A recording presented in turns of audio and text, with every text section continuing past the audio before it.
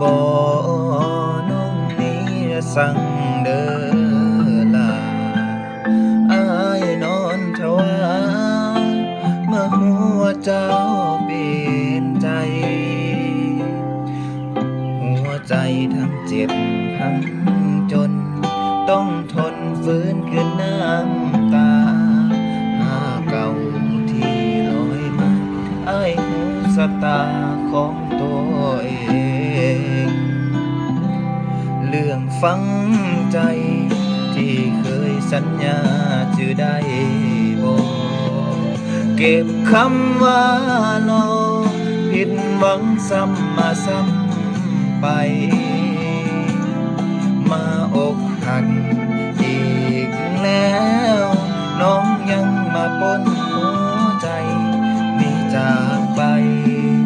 เหลือไว้แต่ความทรงจำ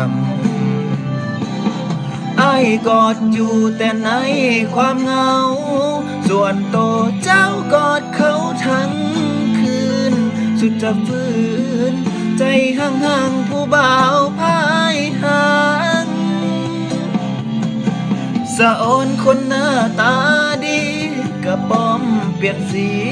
ไปจนได้คนที่หักกลับมาเหยียบใจเฮ็ดกันได้ลงคอ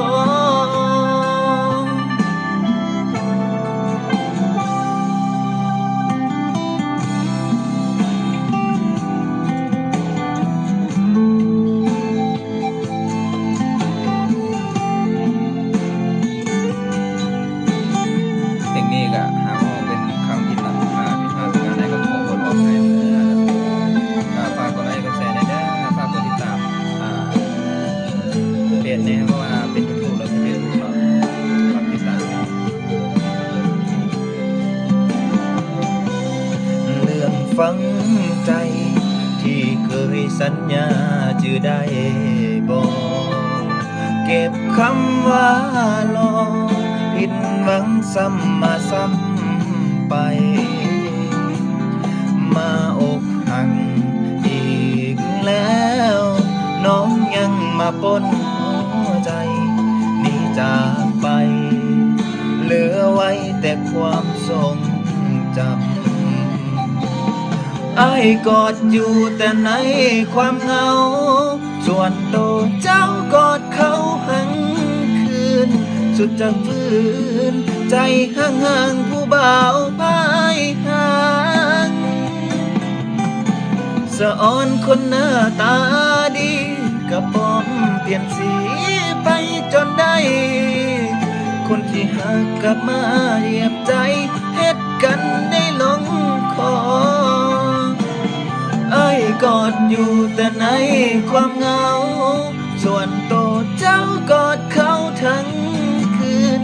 สุดจะฝืนใจห่างๆผู้บ่าวพายหาง